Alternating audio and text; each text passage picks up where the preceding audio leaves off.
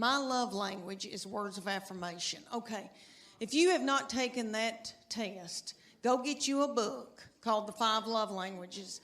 My husband and I did it at the Methodist Church. When we were just married, we went on a retreat and we did this. And they have one for your children and they have one for your spouse. So you read it, you take the test, and everybody has a prominent love language. There's 5 of them. And so you find out what your spouse's love language is. And they find out what your love language is, and you feed each other their love language. And then when you do, their love tank feels full. And if they feed you yours, your love tank feels full. If you don't feed them their love language, they go to work. And they're at the water fountain. And some whore comes up.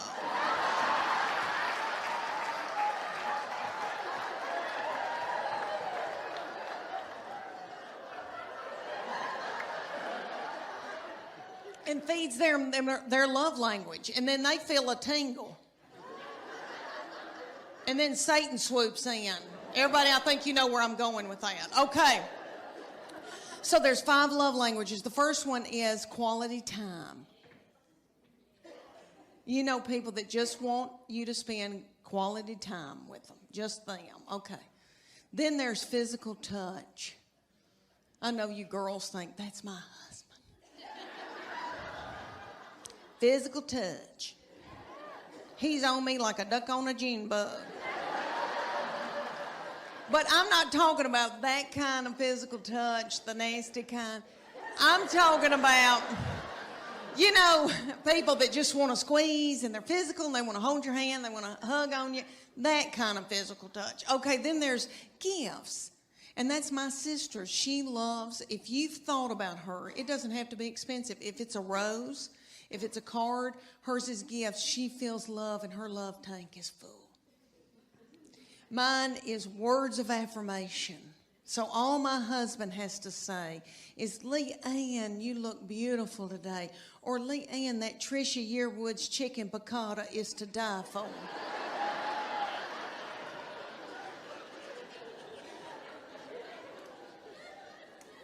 And then I'm willing to do something vulgar with him.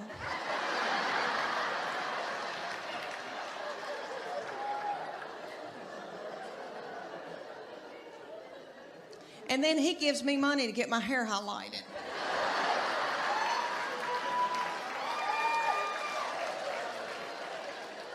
You see how that works? That's really biblical. Okay, and then the 5th one is acts of service. So that's my husband's. So I have to, honest to goodness, I have to go in the garage and build a set of shelves for him to feel love. Bathing suit season, Lord. I've always worn a miracle suit, and I'll talk about that in just a minute, but I did a show for a group here in Knoxville. They were darling. And after I did it, a woman came up to me and she goes, Leanne, are you not going to Sears and buying you a swim dress? And I thought, well, I didn't know my life was over.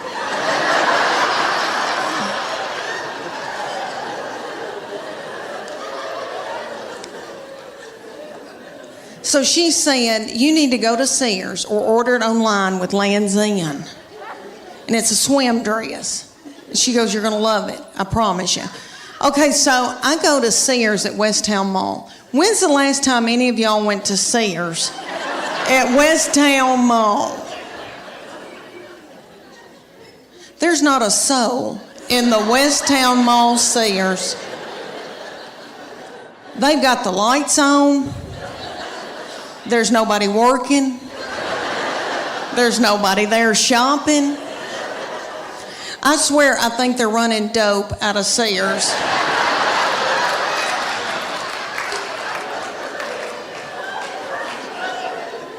But I got me a swim dress, and I am beautiful in it.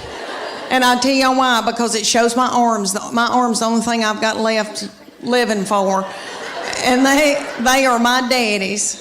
Jimmy Fletcher. I got them from him. My sister gets so mad because she didn't get them, and she'll call me and say, "You got Daddy's arms," and just hang up on me.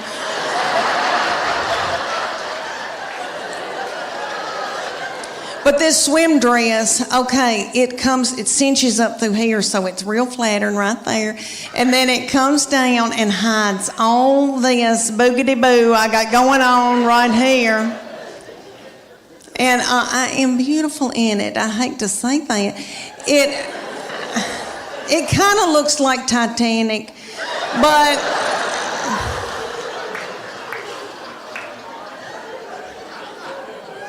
But for years, I wore a miracle suit.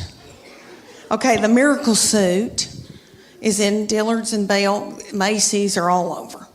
And there'll be hundreds of them in a big area at a department store. And there's a tag hanging from all of them that says, miracle suit. Lose 10 pounds in 10 minutes. And you do, because you sweat yourself to death trying to get it on. Because the miracle suit has a girdle in it. They're one piece. So the girdle is right through here, so it smooths you out real pretty through here. You look really good because it squeezes your fat out in all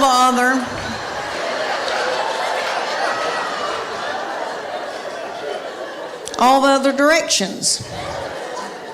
All the other holes. And I would buy it because I felt desperate and I didn't know what else to do. And I didn't feel pretty in them. And then I'd buy a sarong and wrap it around my whole body. And then sit under an umbrella and act like I was reading.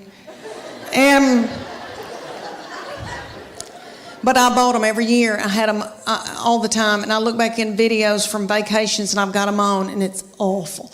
Okay, so my girlfriend, the one with poop, you remember her?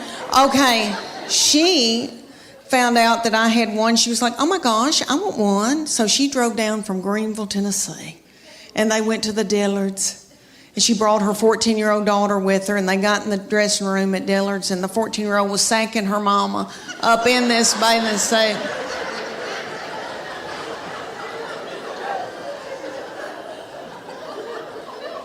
And her 14-year-old said, Mom, this is so gross.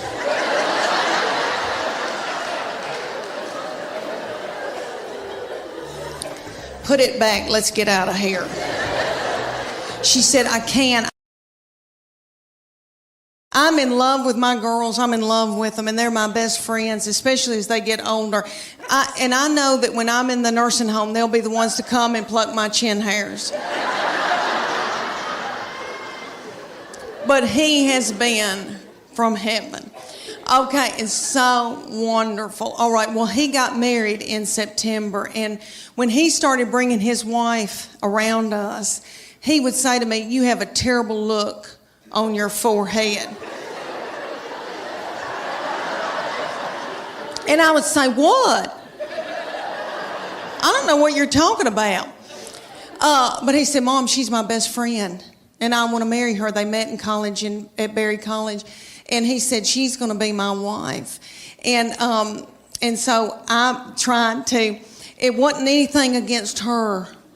It was anybody that was going to come in and take my boy, because he's the best thing that's ever, all right, he's like the best of their daddy. He's like everything their daddy can't be. Does that make sense?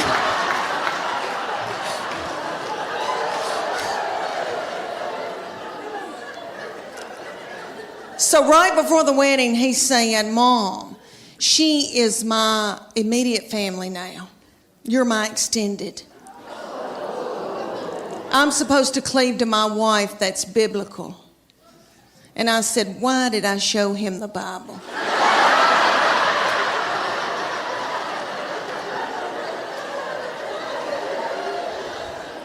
But they had a beautiful wedding, and really, when I got in there and the Holy Spirit was there and God was in it, and I knew they were supposed to be together, and I love her. I mean, I love her. She's like another daughter to me now. And but I was freaked out. But everything is okay now. And then I got to thinking, how psycho am I that I want to keep him forever and have him live in the basement and be a weirdo? You know, that's twisted.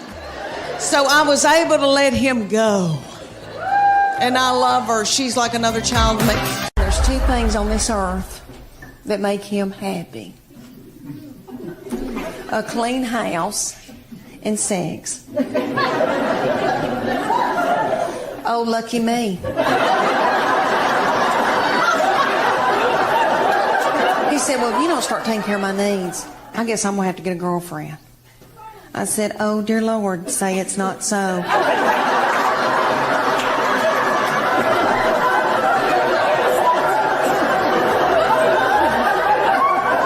I said, well, make sure that she's stout and that she can mow, because I need some help. In the suit season, Lord, I've always worn a miracle suit, and I'll talk about that in just a minute, but I did a show for a group here in Knoxville named Darling. And after I did it, a woman came up to me and she goes, Leanne, are you not going to Sears and buying you a swim dress? And I thought, well, I didn't know my life was over.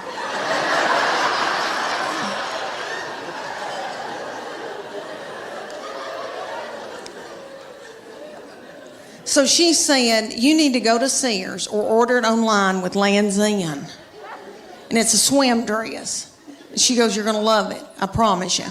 Okay, so I go to Sears at West Town Mall. When's the last time any of y'all went to Sears at West Town Mall?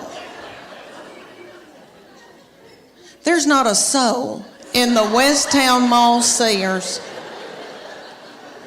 They've got the lights on. There's nobody working. There's nobody there shopping. I swear I think they're running dope out of Sears.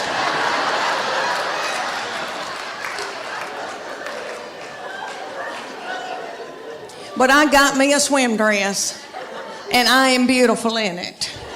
And I'll tell you why, because it shows my arms. My arms the only thing I've got left living for. And they are my daddy's. Jimmy Fletcher, I got them from him. My sister gets so mad because she didn't get them, and she'll call me and say, you got daddy's arms, and just hang up on me.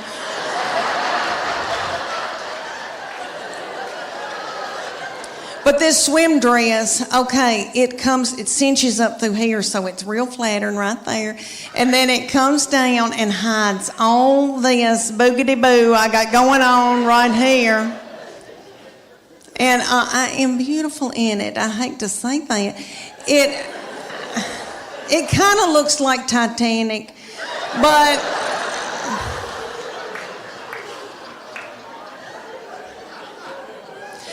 for years I wore a miracle suit. Okay, the miracle suit is in Dillard's and Bell, Macy's, or all over. And there'll be hundreds of them in a big area at a department store. And there's a tag hanging from all of them that says, miracle suit. Lose 10 pounds in 10 minutes. And you do, because you sweat yourself to death trying to get it on. Because the miracle suit has a girdle in it. They're one piece. So the girdle is right through here, so it smooths you out real pretty through here. You look really good because it squeezes your fat out in all the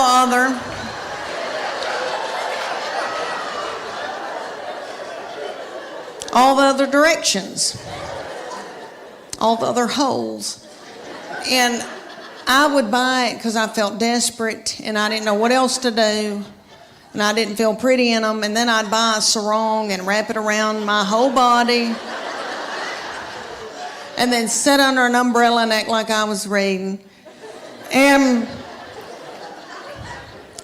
But I bought them every year. I had them all the time. And I look back in videos from vacations and I've got them on and it's awful.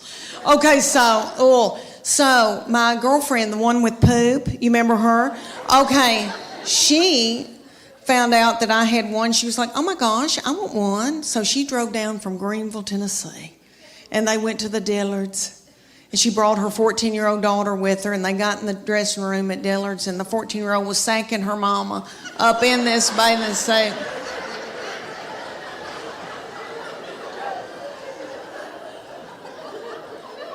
And her 14-year-old said, Mom, this is so gross.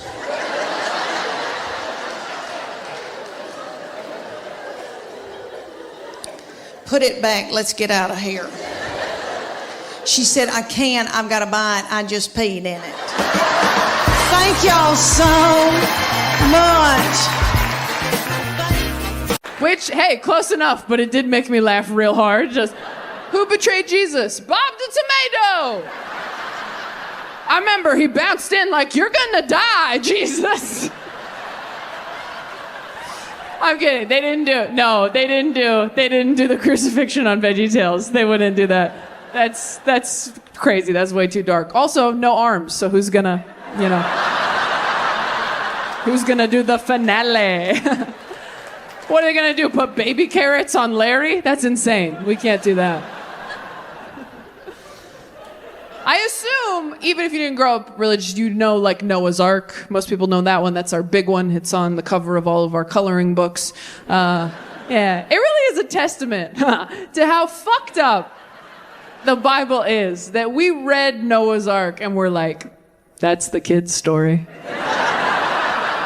That story is dark as hell. It's about God drowning all his kids because they were being annoying. And we're like, yeah, that should be the mural in the nursery. Come here, little buddy. These are the animals he didn't drown. Oh, what a lucky horsey that got to go on the boat with one friend. It's the rainbow. I think they think the rainbow saves it. God sent Noah, who probably had some trust issues at that point, the rainbow as a promise to never flood the earth again, which I think is the darkest part of the story. Rainbow after a destructive flood. I mean, that's like buying someone a ring after you push them down the stairs. That's crazy. Every time I see a rainbow, I don't think of gay rights. I don't even think of rain. I just think of God going, I mean, I didn't kill everybody.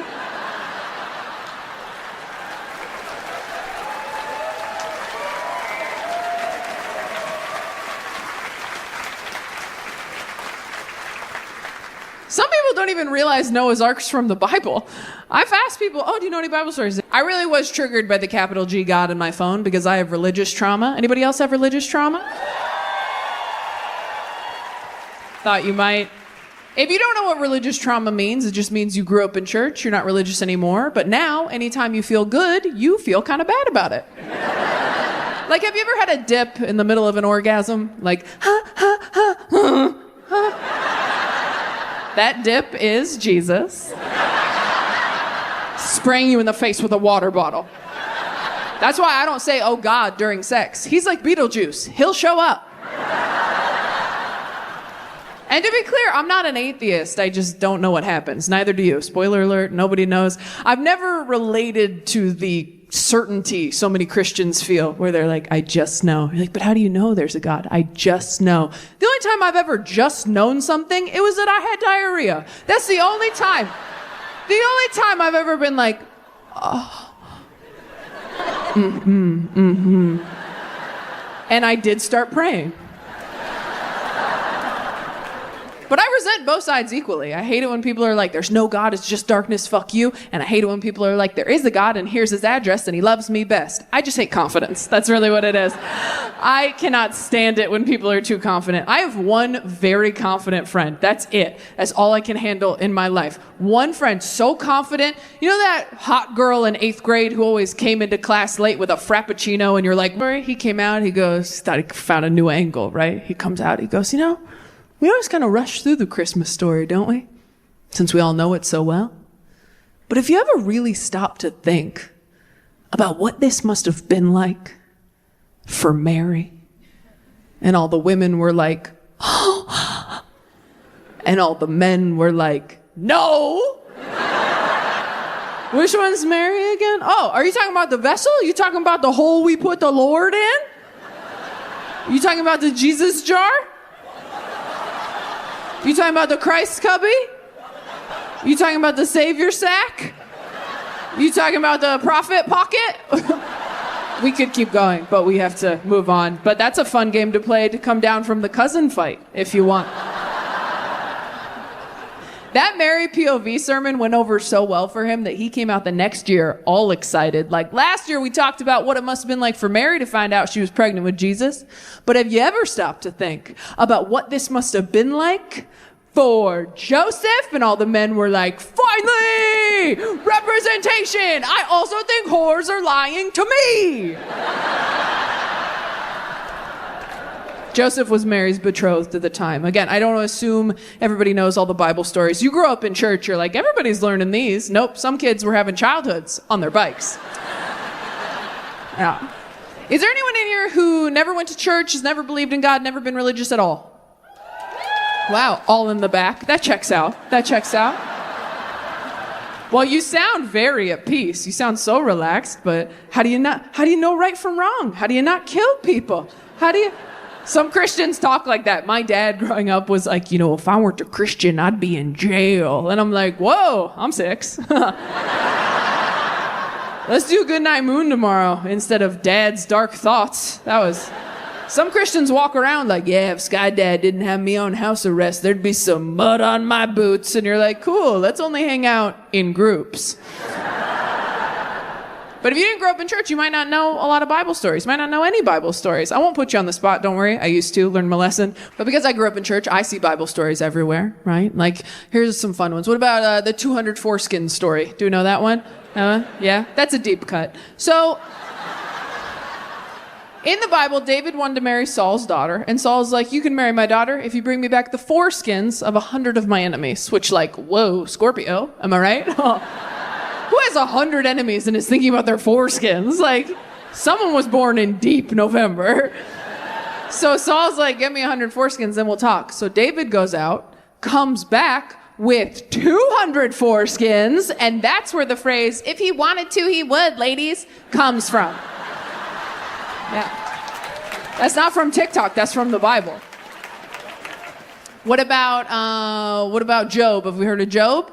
Job? Got some Job heads in the house? Job was this guy in the Bible. He loved God so much. One day, God and Satan are talking. They don't really get into why they're talking, but, sometimes you call your ex and everyone's like, what are you doing, right? So God and Satan are kicking it for some reason. And Satan goes, hey, God, I noticed that Job loves you a lot. And God's like, yeah. And Satan's like, well, I bet he wouldn't love you as much if I fucked with him enough. And God's like, okay, I'm bored. Let's see what you got. So Satan goes out and he ruins Job's life. But Job never forsakes God. And that is what How to Lose a Guy in 10 Days is based off of. Matthew McConaughey is Job. My biggest issue with church wasn't that they wanted us to save people. It's that they wouldn't let you make a good point, right? Anytime you were growing up in church, you were like, well, you have to admit, it was pretty messed up when God did this in the Bible. They'd be like, well, that was the Old Testament, That was before God stopped drinking. Like, that was a different guy. Yeah, he's kind of a fuckboy back there, and then he had a kid, and he's like, I'm different now, He's like, I was in a fraternity. Of course I was drowning people. Like, people change. Anytime you had an unanswerable question at church, they always said the same thing. They'd go, that's a great question. And we can ask God that when we get to heaven. Which, if you were God, how pissed would you be that they were sending people up to heaven like that with a bunch of questions for you? You're God. You made everything and everyone. You probably just want to do the ta-da heaven part. And now every time someone dies, you have to do a press conference? Every time someone dies, you're like, hey, welcome to heaven. They're like, okay, but first, God, when a kid dies, right, and they didn't say the prayer and they didn't get saved, that's an automatic heaven, right, God? You wouldn't send a kid to hell, right, God? Right, God? Right, God? Right, God? And God's like, fucking real.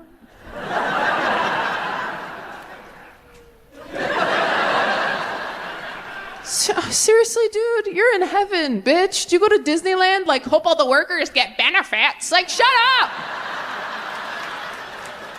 You are a killjoy. Yes, the kids are in heaven. We muted the kids so we could all enjoy heaven, but yes. That's a dark one. I know, that's a dark one. I have a dark sense of humor, partially because I grew up in church. Church is a dark place. Every Sunday, you go to a big room where the underlying message is, won't it be great when we all get to be dead with Daddy? That's church. Can't wait to be dead with Dada. That's church. Oh, y'all, I've done every kind of exercise in the world. And when I was y'all's age, I was so gung-ho. And I wanted to go and do, and I wanted to be firm and tone. And then one day I just said, I don't care. But, and that's a good feeling too. But when I was y'all's age, I was big into CrossFit. Do y'all have CrossFit here? Ooh, I hope y'all don't end up in a boot.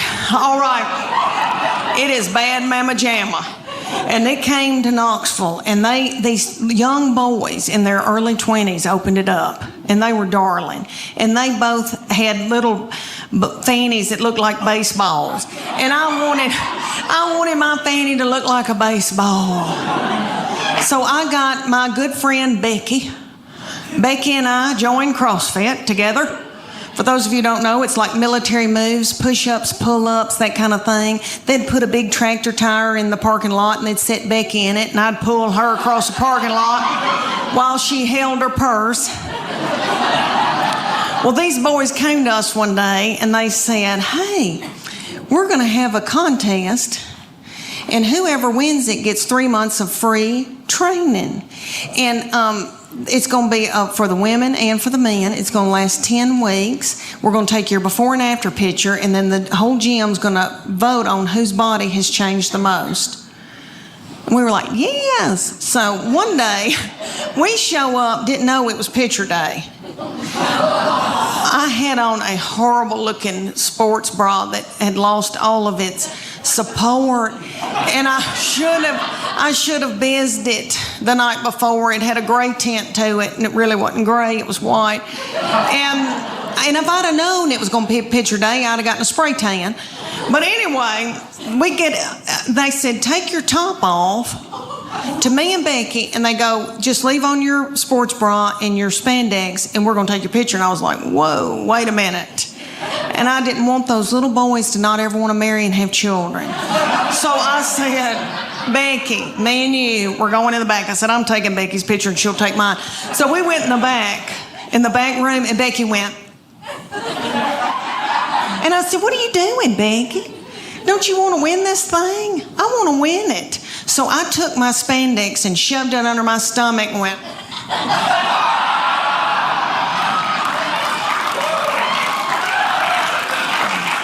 Thank you.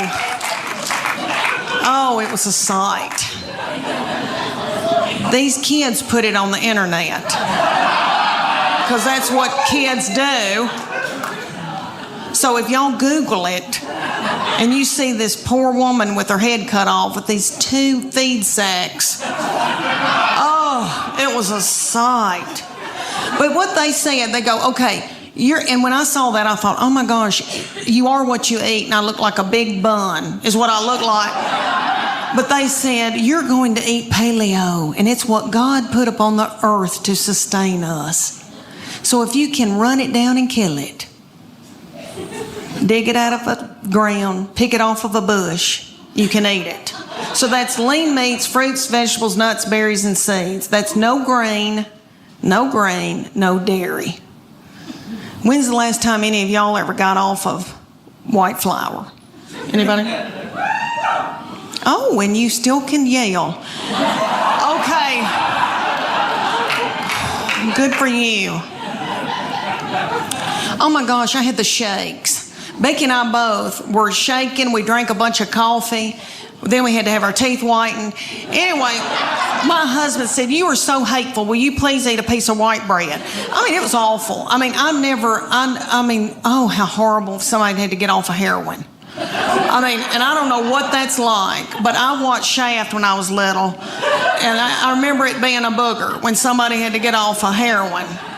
This felt similar. It may not have been. Anyway, they took the after picture, and I made sure I had a spray tan. Let me tell you that, honey, because a spray tan takes 12 pounds off of you. Anyway, I had a spray tan. I had on a really cute sports bra and spandex. And I took mine, and I'm ashamed to tell y'all, but I won that thing.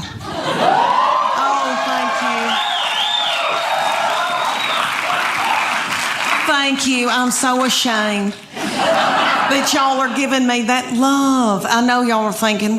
So they said, you're going to, for 10 weeks, you're going to do CrossFit 3 days a week, and you're going to do the paleo diet. The paleo diet is what God put upon this earth to sustain us. And He knows what we need. So it's lean meats, fruits, vegetables, nuts, berries, and seeds. So if you can run it down and kill it,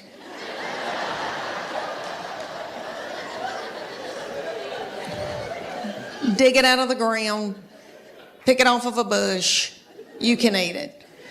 That means no dairy, no grains of any kind. But when they tell you lean meats, fruits, vegetables, nuts, and berries, you think, that's not so bad. Okay, but no dairy, no grains. When's the last time anybody in here got off of white flour? Anybody? Can you clap? Can you clap or are you too weak?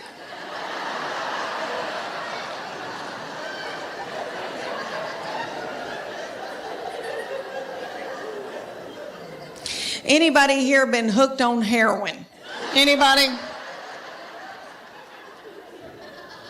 I've never been hooked on heroin, praise God, but I was raised watching Shaft. I don't know if y'all watched that when y'all were little on TV, and they would always have somebody getting off of heroin. It looked like a booger. It looked like an awful booger. And I'm not trying to belittle that, but I'm telling you, I shook getting off of sugar and white flour. I was drinking coffee 24 hours a day. My teeth got yellow. I had to have those bleached. My husband said, you are so hateful. Will you please eat a piece of white bread? But Church of God Becky and I did it, honey. We did it.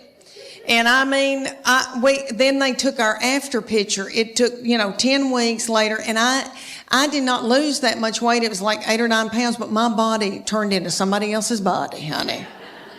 And it was pretty cute. And I leaned out and I thought, oh my gosh.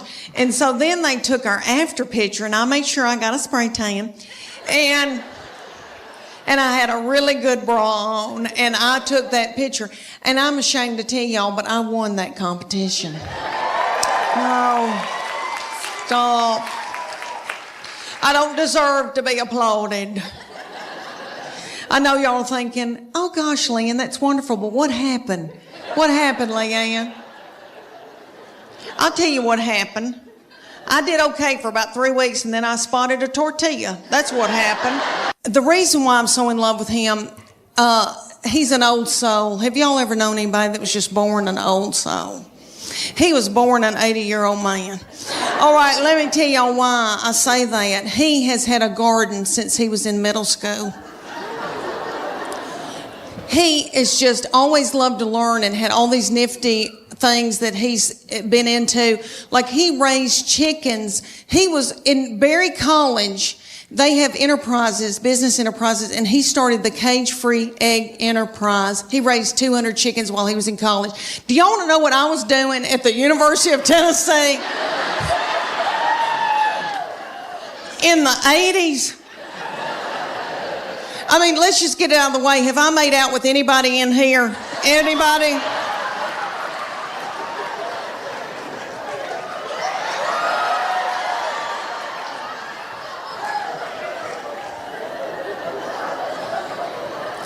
I was in terrible sin.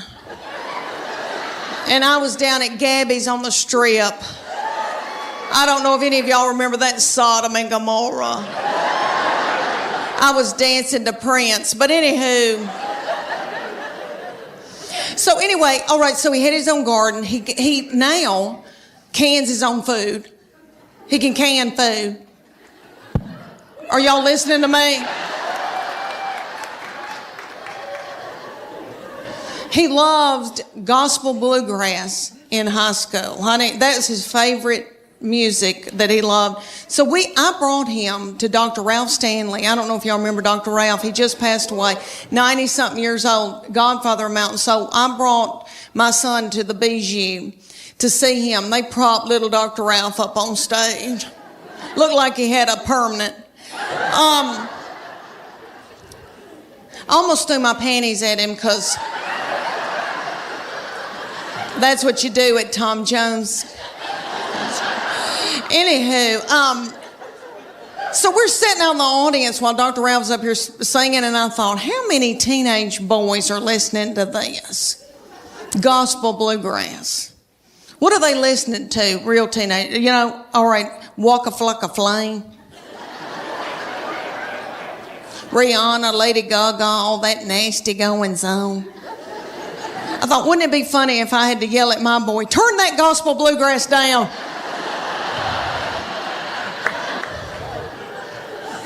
You're out of control. If I hear, I saw the light one more time. My husband, there's two things on this earth that make him happy. A clean house and sex. Oh, lucky me.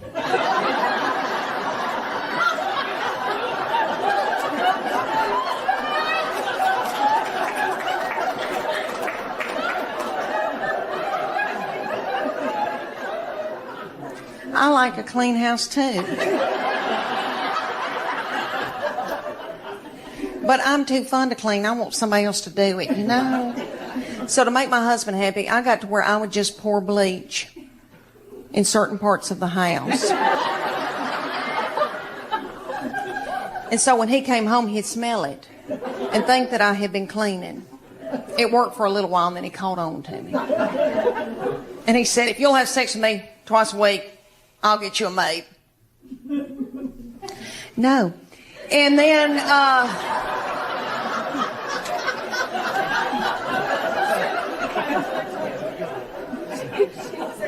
he said, well, if you don't start taking care of my needs, I guess I'm going to have to get a girlfriend. I said, oh, dear Lord, say it's not so.